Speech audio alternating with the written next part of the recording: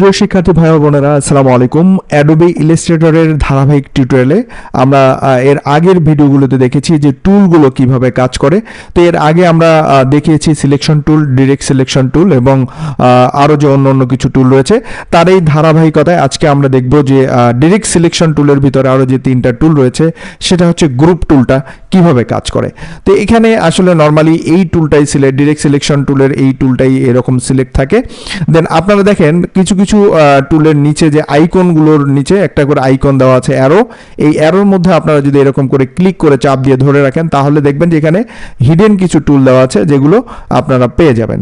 তো আমরা এখানে এই অ্যারোতে ক্লিক করে ধরে নিলাম, তারপর আমরা একটা গ্রুপ সিলেকশন টুল দেখতে পাচ্ছি। আমরা এই টুলটাতে একটু পরে যাব, তার আগে আমরা এখানে কিছু কাজ করব। ওকে, তো আমরা এই গ্রুপ সিলেকশন টুলটা কিভাবে কাজ করে সেটা একটু দেখব। তার জন্য আমরা এখানে রেক্ট্যাঙ্গেল টুল নিয়ে আমরা কতগুলো অবজেক্ট এখানে বানাবো।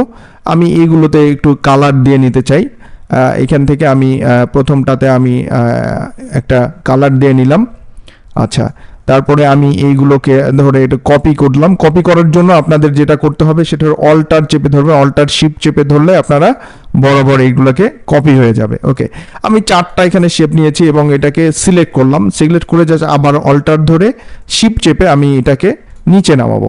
ওকে, তো নিচে নামাইলাম এটা, এবং এগুলোতে আমি যদি চিন্তা করি আমি এগুলোতে কালার চেঞ্জ করে দিই তাহলে আপনাদের বোঝার সুবিধার্থে এটা কালারগুলো চেঞ্জ করে দিলে আপনারা বুঝবেন যে কিভাবে কাজ করে গ্রুপে।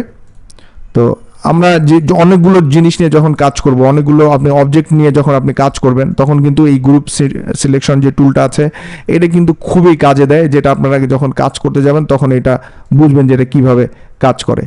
ওকে, তো আমরা মোটামুটি এই কয়েকটা কালার দিলাম, দেওয়ার পরে আমি এটাকে গ্রুপ করে নিব। গ্রুপ করার জন্য আপনারা আমি এখান থেকে আরও একটা জিনিস করব। এখান থেকে আমি এই যে এখানে স্টক কালার যেটা আছে আমি স্টক কালারে নান করে দিই।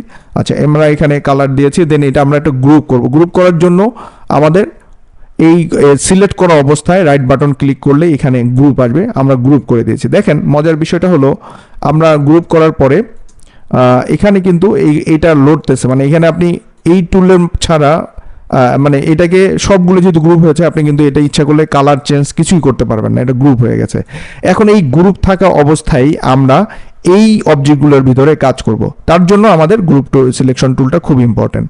ওকে, আমরা এখানে গেলাম, যাওয়ার পরে গ্রুপ সিলেকশন এই টুলটা আছে এখানে। দেখেন গ্রুপ সিলেকশন টুলটা আমরা নেওয়ার পরে আমরা যেটা দেখতে পাচ্ছি, দেখেন প্রতিটা অবজেক্ট কিন্তু আলাদা আলাদা সিলেক্ট করা যায়। এর আগে কিন্তু আমরা অন্য টুল দিয়ে কিন্তু সিলেক্ট করতে পারি নাই। আচ্ছা, আমরা যদি এই গ্রুপ সিলেকশন এই গ্রুপ থাকা অবস্থায় আমার এটা যাতে না এমনি যে কোনো কিছু আমরা চেঞ্জ করতে পারবো, এটাকে যে কোনো দিকে নিয়ে যেতে পারবো, মুভ করতে পারবো, সব দিকে নিতে পারবো, যেটা অন্য টুলে যদি আমরা নিতে পারি না। আচ্ছা, এইটাকে যেমন আমরা এখন যদি চাই আমরা এখান থেকে এটা আমরা সবগুলো এই রেড কালার করে দিব, সেম কালার করে দিলাম আমরা। এটা অন্য কালার করে দিই, তারপরে এইটা অন্য কালার করে দিই। এইটাকে যদি ধরি আমরা এইটাকে ধরে দেন এখান থেকে আমি আরও কিছু কালার করে দিলাম। দেন একবার দেখবেন কি যে এই যে আমি কালার করলাম, আমি কিন্তু উপরের কালারগুলো করছি, অথবা আপনাদের সুবিধার্থে আমি এটা কাজ করি, আমি এইটারে সবগুলোরে একটা কালার দিয়ে দিই। আমার কিন্তু এই একটা কালার আমরা দিলাম। আচ্ছা, একটা কালার এখানে চেঞ্জ করতে পারলাম। আমরা যদি এখন ডিরেক্ট সিলেকশন টুল ছাড়া অন্য কোনো টুলে যাই তাহলে দেখবেন আমি এখান থেকে ডিরেক্ট মানে গ্রুপ টুল থেকে এখানে বাইরে যাওয়ার পরে দেখেন এইটাগুলো গ্রুপ করাই আছে, কিন্তু এখানে কিন্তু আপনি চেঞ্জ করতে পারবেন না, হাজার চেষ্টা করলে চেঞ্জ হবে না। বাট আপনি যখন এই গ্রুপ সিলেকশন টুলে যাবেন আপনি আপনার মতো করে সুন্দর মতো এটাকে যেখানে ইচ্ছা সেখানে মুভ করাতে পারবেন, কাজ করাতে পারবেন। আপনি যদি এখানে ধরেন, এখানে ধরে এটাকে এদিকে নেন, এদিকে নেন, তারপর ধরেন এটা এই পাশে নেন, এই পাশে নেন, আপনি যেখানে ইচ্ছা এখানে সেখানে মুভ করতে পারবেন, কোনো সমস্যা নেই। এটা কোনো গ্রুপের কোনো ক্ষতি হবে না। আপনার যে গ্রুপ আছে এটা গ্রুপেই থাকবে, এটা কোনো কালার চেঞ্জ করা থেকে শুরু করে A to Z আপনি করতে পারবেন, কোনো সমস্যা হবে না। শুধুমাত্র এটা গ্রুপ সিলেকশন টুল দ্বারাই সম্ভব, অন্য কোনো টুল দিয়ে সমস্যা সমাধান হবে না। তো এখন আমরা দেখেন এইটাকে যদি আমরা অন্য টুলে যাই, আমাদের দেখেন গ্রুপ কিন্তু ঠিকই আছে, আমরা কাজ করছি যা করছি নাকি কি করছি কেন এটা আমার ঠিকই রয়েছে, শুধুমাত্র এই গ্রুপ টুলটি ব্যবহার কারণে। আপনারা যখন অনেকগুলো অবজেক্ট নিয়ে কাজ করবেন, একটা ডিজাইনে যখন অনেকগুলো পার্ট থাকবে তখন আপনার এই টুলটার ব্যবহার আরও ব্যাপকভাবে জানতে পারবেন। এছাড়া যদি এই টুলটা সম্বন্ধে আপনাদের যে কোনো প্রশ্ন থাকে কমেন্টস করে জানাবেন। আর হ্যাঁ, যারা এখনও আমার চ্যানেলটি সাবস্ক্রাইব করেনি দয়া করে সাবস্ক্রাইব করে পাশেই থাকবেন। ভালো থাকুন।